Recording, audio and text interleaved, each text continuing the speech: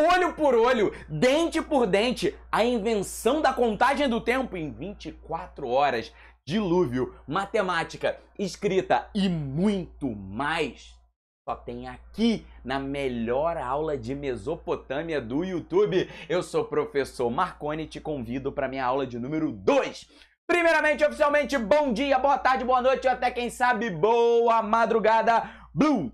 Olha a mágica aí. Conteúdo número 2, Mesopotâmia, Idade Antiga. Estudante, lembra comigo? Na aula de número 1, nós falamos sobre a pré-história. Agora a gente vai falar da Idade Antiga. Pré-história é o que vem antes da criação da escrita. 4.000 a.C. é a divisão. Dali para frente a gente entra em Idade Antiga. O que você precisa saber sobre a Idade Antiga? As civilizações. Eu vou falar de Mesopotâmia, Grécia, vou falar para você dos fenícios, dos persas, dos hebreus, gregos, romanos. Quando a gente aprende todas essas civilizações, acaba a Idade Antiga. Então, o que você tem que entender? Dominar as civilizações. E a gente vai começar com ela, a primeira grande civilização da humanidade, Mesopotâmia. Primeiro, você tem que saber onde é que a gente está. Geografia, já vai anotando comigo aí. Região. A Mesopotâmia se encontra no Oriente Próximo. Você deve estar se perguntando, o que é o Oriente? Tá, você tem alguma noção, eu sei disso. Mas Oriente Próximo, de onde é que vem esse nome? Calma. Lá na Idade Antiga, os europeus tentaram fazer uma divisão do mundo. Precisamente gregos e romanos. Tentaram criar uma linha imaginária para dividir o mundo. Eles ainda não conheciam a América. Então o mundo que você está vendo aí do mapa mundi era só da África, Ásia para lá. E eles resolveram fazer a seguinte divisão, uma divisão cultural. Da Grécia para a esquerda, eles deram o nome de Ocidente. Da Grécia para a direita, deram o nome de Oriente. Presta atenção. E uma divisão que existe até hoje. Até hoje é difícil definir o que é Ocidente, o que é Oriente, tudo bem? Mas essa é a definição da Idade Antiga. Vem comigo aqui. Essa parte aqui, os romanos chamavam de Oriente Próximo, porque estava próximo deles. Isso daqui, Oriente Distante, porque estava distante. Chuta, qual é o nome desse lugar aqui que está no meio? Oriente Médio. Com o tempo, a gente parou de chamar o Oriente Próximo de Oriente Próximo, o Oriente Distante de Oriente Distante, mas o nome Oriente Médio ficou. E aí fica um negócio muito doido e muito estranho. Porque você olha Ásia, Europa, África e Oriente Médio, de onde é que vem? Mas no mundo antigo tem outros termos. E a gente vai usar esse de Oriente Próximo. Olha aí um mapa topográfico para você ter uma noção do que a gente está falando. Essa região aqui, precisamente essa daqui, atual Iraque. Foi lá que surgiu a primeira civilização da humanidade. Tá passada? Você faz. Quais os rios? Tigre e Eufrates. Na última aula você já entendeu que para ter civilização, você precisa ter uma sociedade organizada, muito bem organizada. Para você ter uma sociedade muito bem organizada, você precisa ter muita gente, um bom líder, divisão das tarefas. Para você ter tudo isso, você precisa ter agricultura. E para ter agricultura, você precisa ter muita comida. E para ter muita comida, você precisa de quê? Rios. Por isso que todas essas civilizações, a gente vai sempre falar sobre os rios. Mesopotâmia é o nome que os gregos deram àquela região. Meso, meio, pótamo, rios. Terra entre rios. Entre que rios? O rio Tigre. Olha ele aqui, que lindo. Rio Tigre. E aqui o rio Eufrates. Mesopotâmia, terra entre rios. Tá. A Mesopotâmia não foi uma civilização. Como assim, Marconi? A Mesopotâmia foi uma região. Nessa região surgiram várias civilizações. Ok? Só que essas civilizações tinham certas características em comum. Então, para facilitar a sua vida, nós, os historiadores, pegamos todas essas características em comum de todas as principais civilizações da região e classificamos para facilitar a sua vida. Eu tenho para mim que, além de ser didático, eu tenho que ser organizado, para você ter o conteúdo aí. Então, a gente vai organizar. Eu falei de geografia, agora eu vou falar para você de economia.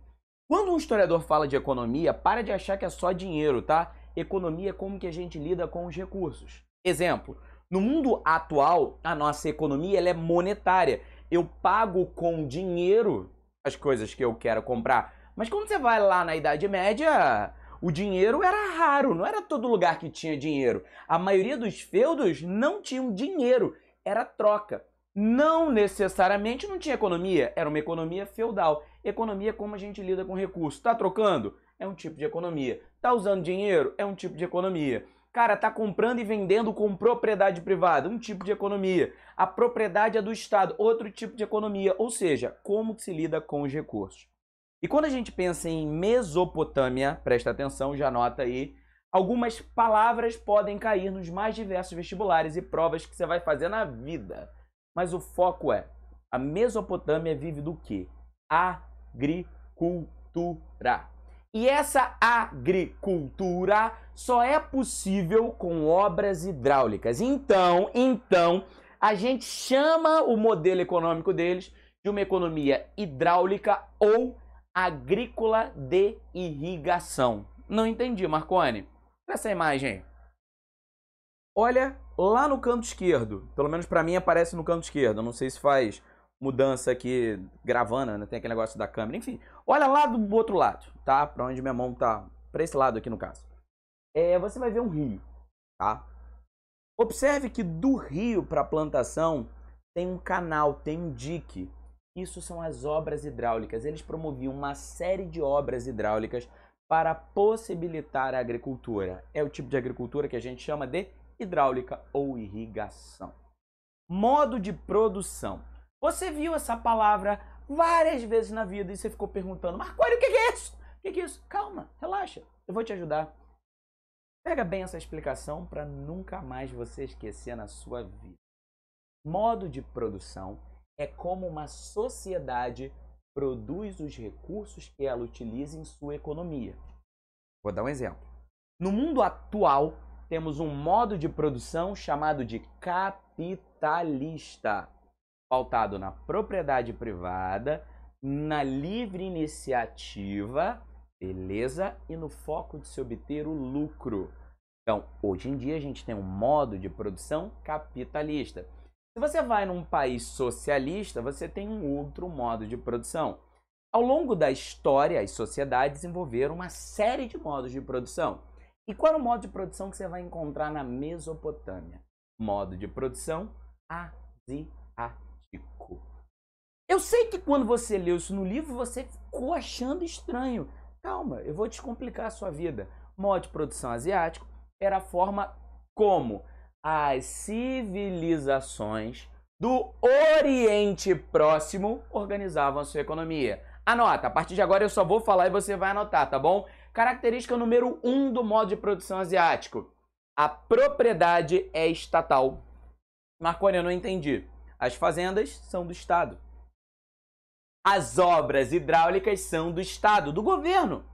Ah, Marconi, então eles vivem da agricultura. E a agricultura é do Estado? É. O exército é do Estado. A vendinha é do Estado. Os negócios são do Estado. E aí? Os trabalhadores, o camponês, ele é um servo do Estado. Peraí, Marconi. Então tudo meio que pertence ao Estado? É. Caraca, propriedade privada tem, como a gente conhece, não. Liberdade, como a gente conhece, não. Marconi, eu ainda não entendi muito bem. Você pode fazer uma analogia? Posso. Pensa uma colmeia, tá? Pensa as abelhas. Tem a abelha rainha. Todas as outras são organizadas, obedientes, disciplinadas e elas trabalham pelo bem geral, pelo bem comum. Esse é o modo de produção asiático. É por isso que quando você olha as civilizações orientais, além do Estado ser muito poderoso, você sempre tem a figura do grande líder.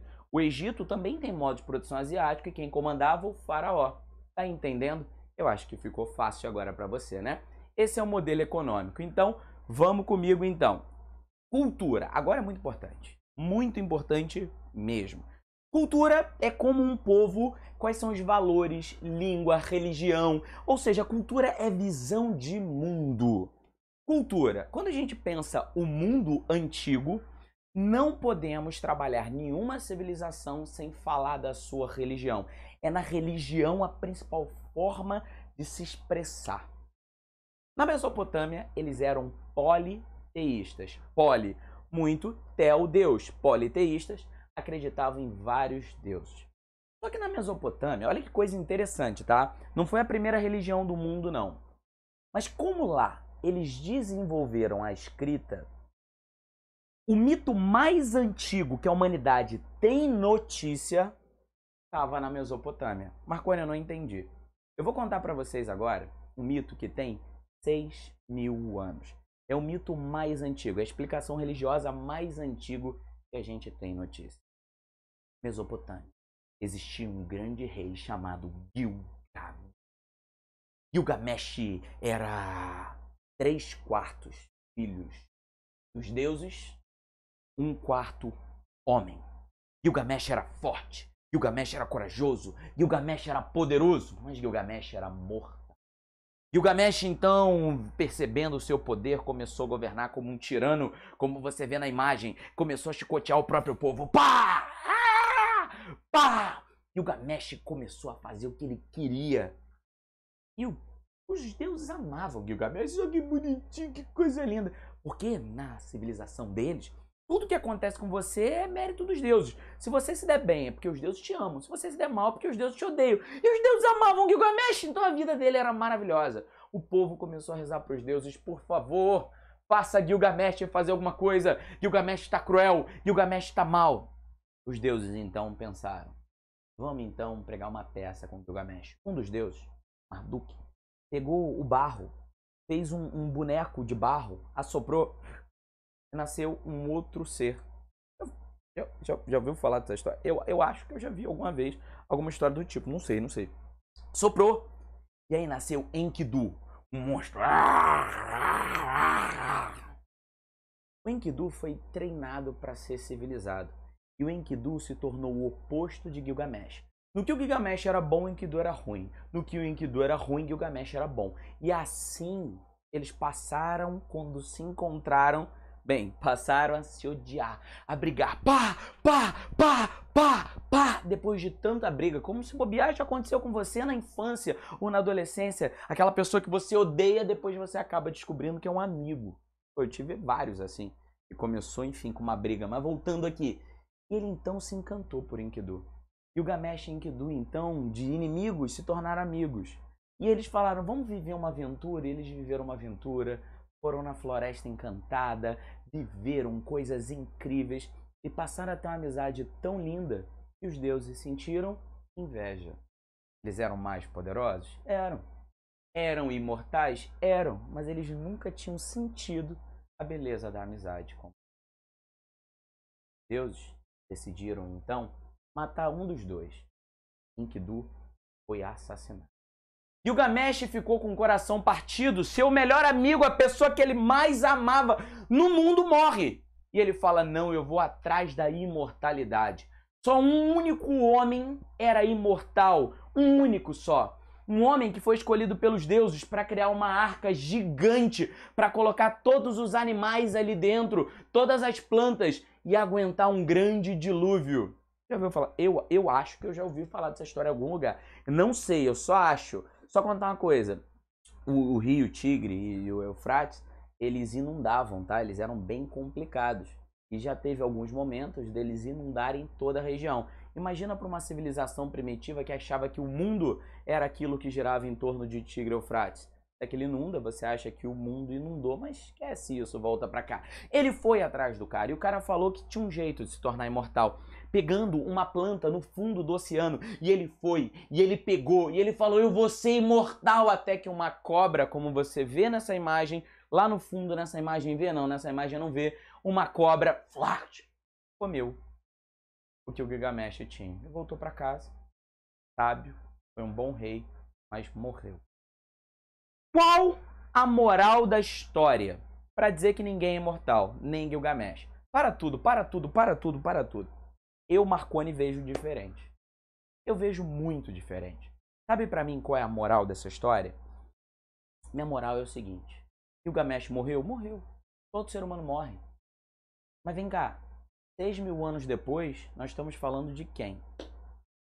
Se isso não é ser imortal, o que é ser imortal? Nós não nos tornamos imortais pelo corpo físico. Nós nos tornamos imortais pelo aquilo que fazemos. Então a minha pergunta para você, o que você está fazendo hoje em vida para se tornar imortal amanhã? Incrível, né? Isso é o mito da Gilgamesh. Eles inventaram a escrita. Olha aí que você está vendo, eu vou beber uma água, isso é uma tabuinha e esse era o modelo de escrita deles, chamada de cuneiforme. Forme vem de forma, cuneiforme é uma escrita em formato de, pera aí, pra você ver aqui, de cunha, seu malvado, pensou besteira, né? Pensou maldade aí no coração. Então eles inventaram a escrita, para quê? Para organizar ainda melhor a sociedade. E por incrível que pareça, uma das partes que eu mais gosto dessa aula é como eles inventaram a matemática. Vai! Pega comigo a sua mãozinha, e olha as barriguinhas do dedo, E vem contar comigo então, vamos lá. 1, 2, 3, 4, 5, 6, 7, 8, 9, 10, 11, 12. É assim que eles contavam. Passou carneirinho, 1, 2, 3, 4, 5, 6, 7, 8, 9, 10, 11, 12. Aí fez 12, levanta esse dedo aqui, 12. Continua contando, fez mais 12, levanta mais um. 12 com 12, 24, certo? Fez mais 12, 36, fez mais 12, 48, fez mais 12, 60. Então tudo eles contavam assim. De primeiro de 12 em 12, depois de 60 em 60. Aí eles se empolgaram. Eles começaram então, peraí, então vamos dividir o ano. Como que a gente divide o ano? Em quantos meses? Se no dedinho tem 12 dedinhos, se tem 12 barriguinhas de dedo, 12 meses no ano. Pum. Tá de sacanagem, Marconi, é por isso? Aham. Não, mas os nomes não. Aí é outra história, Império Romano, a gente fala depois. Eles começaram a contar tudo. E até que um dia eles passaram pra pensar, cara, por que a gente não conta o tempo? O tempo. Cara, como contar o tempo? É doideira, tá? Porque você tem que contar o tempo com algo que se move como o tempo, mas você percebe que se moveu. Marconi, não entendi nada. Tá, vou simplificar. Ampulheta. Cai areia, passa um tempo, você percebe que um tempo passou. Eles conseguiram produzir a menor ampulheta de todas. Deram o nome pra ela de segundo. Segundo, é o mesmo nome que você chama hoje. E eles contavam de 1 a quanto? A 12, depois 60. 60 segundos forma-se 1 minuto. É o mesmo nome. Que isso, Marconi? É sério? Sério. 60 minutos forma-se 1 hora. Você sabe por que o dia não tem 60 horas? Aí é por causa do Sol, porque o Sol, nesse modelo de contagem, demora 24 horas para dar... Bem, a Terra demora 24 horas para dar uma volta em torno do Sol. Então, 60 segundos, 60 minutos, 24 horas. Esse é o modelo. Boa parte da matemática também, quando você pega, por exemplo, uma circunferência, ela tem 360 graus, que é múltiplo de quê? Enfim, os sumérios foram incríveis. Marconi, então eles criaram muito do que a gente tem hoje. Sim, eles criaram muito do que a gente tem hoje. Política. Quando eu falo de política, eu estou falando de como a gente organiza o poder. Quem manda? Forma de governo deles era a teocracia. Cracia, palavra grega que significa governo. O poder, theo, Deus. Teocracia é o governo baseado em Deus. Vamos melhorar isso? É o poder fundamentado na religião. Não entendi, Marconi. Pode me explicar? Posso. Numa teocracia, os líderes são escolhidos por Deus ou são deuses. Vou dar um exemplo. No caso da Mesopotâmia, muitos líderes eram considerados deuses encarnados. Então, ou seja, o povo olhava para aquele cara e falava, meu Deus, ali eu tenho um Deus. Em outros casos, eu vou dar um exemplo. Quando a gente falar sobre os hebreus nas próximas aulas, lá também era uma teocracia. Davi não era Deus, mas foi escolhido por Deus. Numa teocracia, aquele que tem o poder político também tem o poder religioso. Sociedade, cara. Um planta, um guerreia, um faz comércio, um reza, um manda. Você acha que todo mundo é igual? Claro que não. Na sociedade na Mesopotâmia existia uma hierarquia, como assim? Pequeno grupo que manda e vários outros grupos que obedecem. O que eu vou mostrar aqui agora não costuma cair muito em vestibular não, mas tá aí para facilitar a sua vida. No topo da sociedade a gente tinha o rei, abaixo do rei os sacerdotes. Claro, é uma teocracia. Como é que o rei governa? Como é que o rei convence que ele é poderoso? Fazendo todo mundo acreditar que ele é um deus. Se ele faz todo mundo acreditar que ele é um deus, quem é o segundo grupo mais poderoso? O grupo que convence, né? Os sacerdotes, militares, artesãos, camponeses, o grosso da população e na base escravizados. A maioria dos escravizados da Mesopotâmia eram escravos de guerra. Tudo bem? Continuando então. Legal. Com isso, deixa eu voltar aqui rapidinho, definimos o panorama principal da Mesopotâmia. Quer um mapa mental disso? É um mapa mental muito legal? Vai no meu Instagram, @marconecabo. Hoje, quarta-feira, na parte da noite, eu vou fazer um mapa mental muito legal para você. Só você olhar lá, ver e levar com você. Show de bola? Legal, aqui é o padrão. Só que eu sei, eu já fui aluno, e você tem toda uma dúvida, toda uma curiosidade de saber quais foram essas civilizações. E o Código de Hammurabi, hein? E a Babilônia, hein? Onde é que entra? Você abre o livro, tem vários povos, tem nomes. Como é que fica isso daí? Aqui então eu vou fazer uma breve explicação das principais civilizações da Mesopotâmia. Legal? Lá é o mais importante, é o modelo. Aqui é para você compreender. A maioria dos vídeos aqui no YouTube não explicam isso. E os que explicam são bem confusos. Eu já dei uma olhada para ver o que vocês estão estudando. Então aqui é para ser simples, didático. Vem comigo. Sumérios, esses caras foram a primeira grande civilização da humanidade. Mesopotâmia é a região. Suméria é o povo que estava lá na Mesopotâmia. Os sumérios, quem foram eles? Quem foi eles? A primeira grande civilização da humanidade, e eles viveram aí onde você está olhando no mapa. Eles viviam no que chamamos de cidade-estado. O que é isso? Era um mesmo povo com uma mesma cultura, mas cada um vivia numa cidade diferente com autonomia. Na hora certa eu vou explicar com calma, tá? E eles desenvolveram a escrita, a matemática, a astronomia, o mito de Gilgamesh. Então vamos entender que era uma civilização culturalmente surreal, brilhante, maravilhosa, incrível. E na mesma época que ela existiu, existiam outras civilizações. É o exemplo de um povo que vivia na cidade de Akkad. Olha essa cidade aí. Akkad ficava do lado da região dos sumérios. Os sumérios eram muito mais avançados que o povo de Akkad. O povo de Akkad não chegaria nem perto de conquistar a Suméria.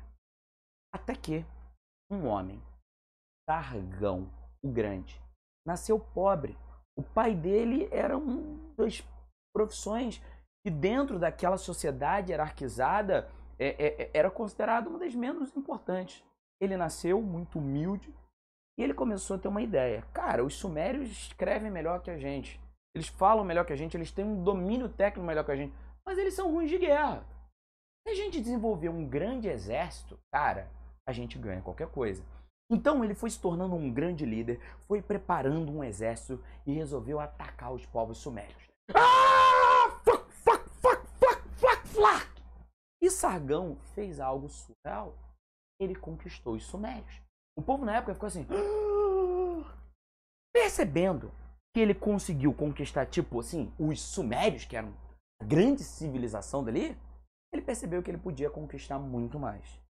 Com isso, Sargão dominou o próprio povo e passou a conquistar vários outros povos. Rei é o homem que governa, tem uma coroa e governa o seu povo. É o líder único do seu povo. Mas quando o rei conquista vários povos, forma-se um império. Ah, Marconi, então império... A diferença então entre imperador e rei é essa?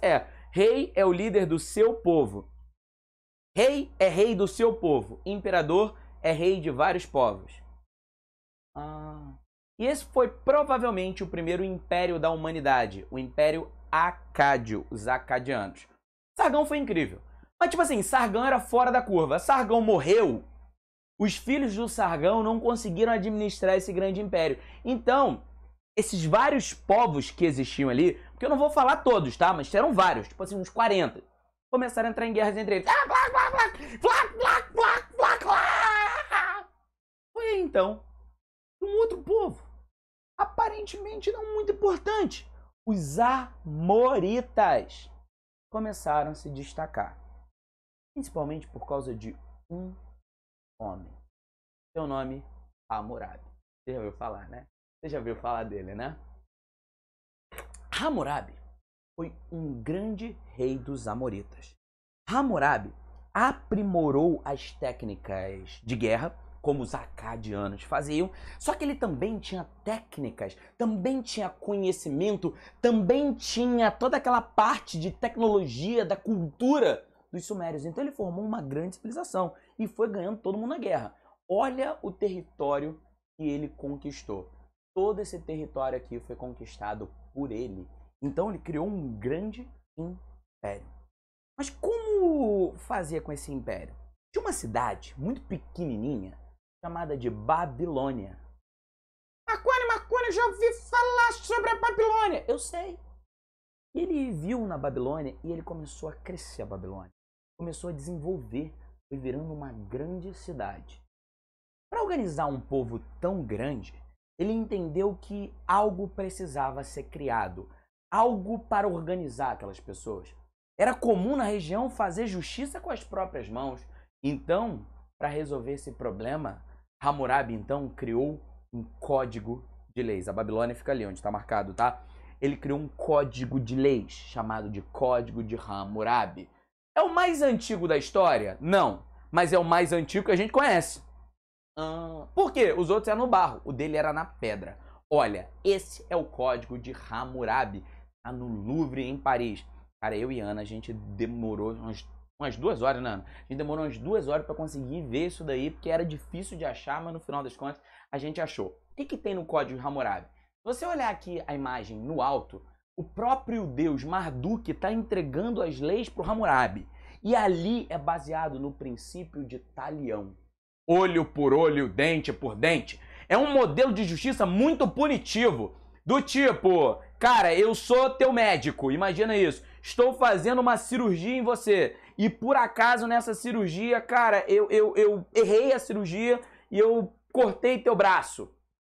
Punição. Vem a justiça e corta o meu. Flat. Que isso, Marconi?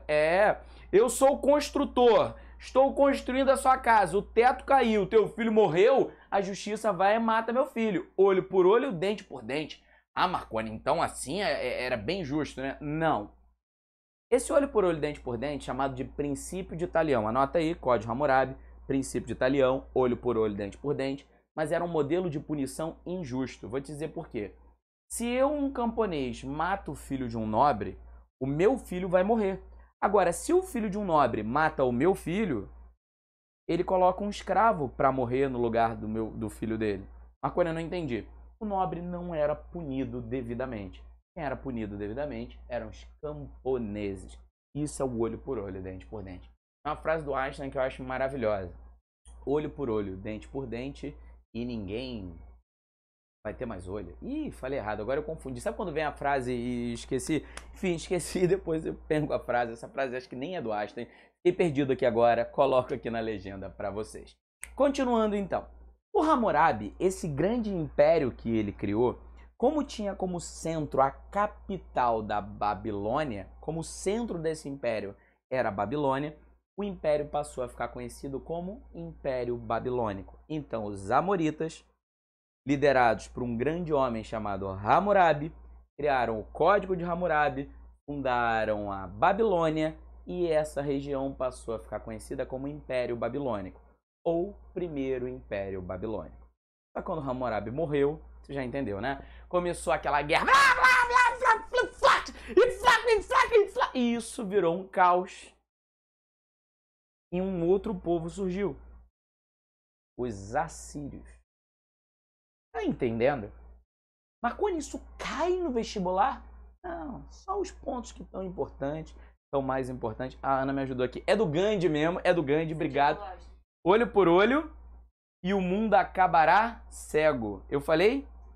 É do Gandhi, Mahatma Gandhi. Eu lembrava que era algum grande personagem do século XX. Obrigado, Ana. Te amo, meu amor. Obrigado, me salvando aqui. Ela sempre tá aqui comigo, vendo aqui as aulas, acompanhando. Manda um oi pra galera, meu amor. Não sei se apareceu aqui no áudio, mas ela mandou um oi pra vocês. Vamos lá. Seguindo, então. Os assírios pararam pra pensar o seguinte. Aí. Sempre tem briga. Tá todo mundo matando todo mundo. Mas quem cria o melhor exército vence. Então, vamos criar um exército profissional. O primeiro exército profissional foi desenvolvido pelos assírios. Como assim? Até os assírios, o cara que planta vai pra guerra. Isso. É. O cara que vende vai pra guerra. Então, quem eram os militares? Todos. Todos os homens daquela civilização guerreavam. Os assírios não. Organizam. Como? Uniforme padrão. Eles começam a aprimorar o quê? As armas. Eles vão utilizar, por exemplo, o ferro, que era melhor do que o bronze. Então eles vão ter espadas melhores, flechas melhores, cavalos melhores, vão ter estratégia, vão ter o que a gente chama de infantaria, aquele grupo que vai na frente, cavalaria, arqueiro, tudo bem treinado. Caraca, Marconi, que maneiro. É, maneiro pra caramba. E aí o seguinte, eles vão desenvolver isso que você tá olhando aí, chamado de biga. É um tipo de carroça que você fica em pé. Então eles iam indo com a biga, um aqui, ó, e o outro ali na flecha. Fum, fum, fum, fum. Parece quando você é assaltado, que vai um motoqueiro, um na frente pilotando e outro te roubando. Dá um medo quando você vê um negócio desse, rapaz. Você tá de madrugada na rua, passa dois de moto, dá um medo absurdo. Enfim, então eles desenvolveram isso e com isso eles conseguiram ganhar muito, assim, mas muito. Assim, foi um grande exército. Foi tão surreal que eles criaram que dali em diante, quem quisesse destacar, teria que ter um exército profissional ou um exército de cidadãos profissionalizados. Mas isso a gente vai falar, claro, mais pra frente. Um homem, então, Assurbanipal, olha que nome bonito, você chamaria teu filho de Assurbanipal? Vai se tornar o maior rei desse. Ele vai conquistar muito mais do que se podia imaginar. Ele vai conquistar a Mesopotâmia. Ele vai conquistar parte da Turquia. Ele vai conquistar o que hoje você conhece como Israel. Ele vai conquistar o Egito!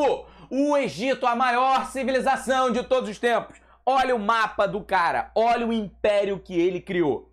O Assurbanipal criou um império tão grande que ele ficou conhecido como o Senhor dos Quatro Cantos do Mundo. E quando ele era muito poderoso, quando ele era incrível, sabe o que começou? Ele começou a ficar louco. Ele começou meio que virar um bicho. O cara começou a morder as pessoas.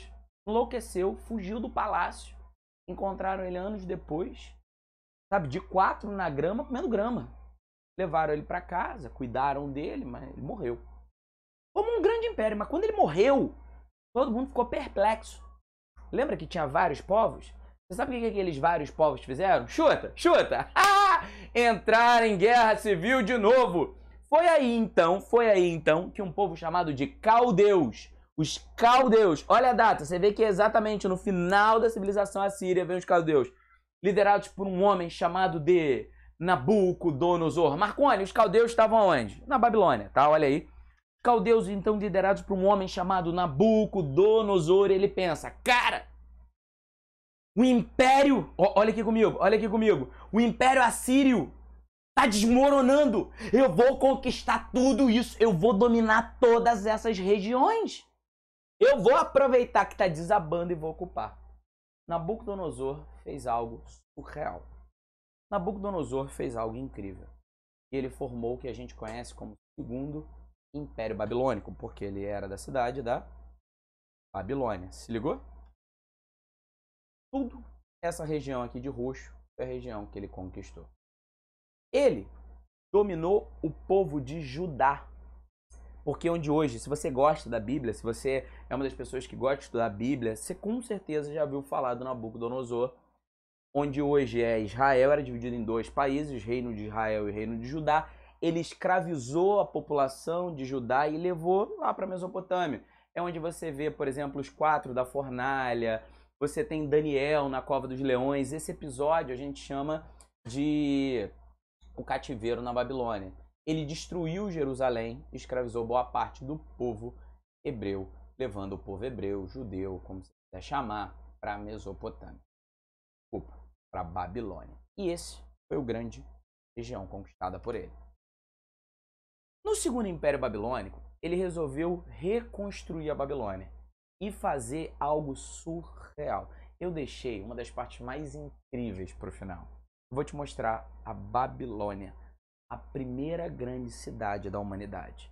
O que você vai ver agora é uma reconstrução do que possivelmente foi a Babilônia. Seja bem-vindo, então. Olha que legal. Isso daí é chamado de Portão do Céu. O nome Babilônia vem disso, porque era gigante, era lindo, encantador. Não era padrão ter algo tão incrível. Olha o tamanho das muralhas e olha o tamanho dos soldados que você vai ver aí. Olha o que é o tamanho de uma pessoa e olha o tamanho da Babilônia. Linda, as muralhas lindas, azul. Onde é que ficava isso, Marconi? Onde hoje é o Iraque, beleza? Olha que coisa linda, linda, linda, linda, linda, linda, linda a Babilônia. Foi onde o povo judeu foi escravizado, nessa linda cidade. Vamos seguir. Os babilônios, essa civilização, essa população era tão boa em níveis de construção que eles conseguiram construir um palácio para o imperador. Eu vou até dar uma pausa aqui agora. A imagem sumiu, pera aí. Dá um pause, a imagem sumiu. Voltando aqui. Eles construíram um palácio para o imperador, aqui eu vou conseguir agora. E eles conseguiram fazer um feito surreal para a época. Eles conseguiram canalizar água para o topo de um prédio. Então, como o prédio tinha água, eles conseguiram formar um jardim em torno do prédio. É uma das 7 maravilhas antigas, chamada de os Jardins Suspensos da Babilônia. Olha que surreal. É aí que vivia o imperador. Incrível, né? Surreal, né? Surreal. Fascinante. Eu me encanto vendo essa imagem. Eu não canso de ver, de estar lindo, enfim. O que você está vendo lá embaixo eram um zigurates. Zigurates eram os templos dedicados aos deuses. Principalmente aquele deus que eu chamei de Deus Marduk. Só que esse daí era o maior zigurate do mundo. Tinha algo em torno de 90 metros. Sabe o que é isso? Um prédio de 30 andares. Essa coisa gigantesca era conhecida como a Torre de Babel. Tudo isso era a Babilônia. Se você observar agora, você vai ver que a cidade fica em torno dos rios. Outro zigurate, local de templo, olha, do lado, rio. É uma representação, era necessariamente assim? Não, mas tudo indica pelos relatos que era algo do tipo. Foi uma grande cidade. Foi uma grande civilização. Então, enquanto Nabucodonosor comandava o mundo, um povo que vivia na periferia do chamado Segundo Império Babilônico, um povo comandado por um homem chamado Ciro. Ciro tem uma ideia. Ciro para e pensa. Cara, toda época sempre tem guerra. Tem um povo matando o outro. Só tem um jeito de ter paz no mundo. A única forma de ter paz no mundo é se um exército for tão poderoso, mas tão poderoso, mas tão poderoso a ponto dele conquistar todos os outros. Se eu conseguir conquistar todos os outros povos, eu vou gerar a paz. Ciro, então, teve uma ideia. Declarar guerra ao Império Babilônico, declarar guerra ao Egito, e declarar guerra a quem pudesse declarar. Ciro ficaria conhecido como Ciro Grande. E o povo pelo qual Ciro participava eram os persas. Só que sobre os persas, uma das maiores civilizações de todos os tempos, eu só tenho 3 coisas para dizer. Pontim, pontim, pontim. Te aguardo na próxima aula, na aula de persas. Na verdade, não. A próxima aula é de Egito, mas te aguardo na aula de Egito e mais pra frente é também aula de persas. Quer um mapa mental do que eu falei? Para te ajudar muito, vai no meu Instagram, @marconicabo, segue lá se você não me segue e vai lá e busca o mapa mental dessa aula. É isso aí. Qualquer dúvida, manda aqui, curte, comenta, fala o que você achou, tá sendo um prazer estar aqui. Um beijão, uma excelente semana e até a quarta que vem. Fui!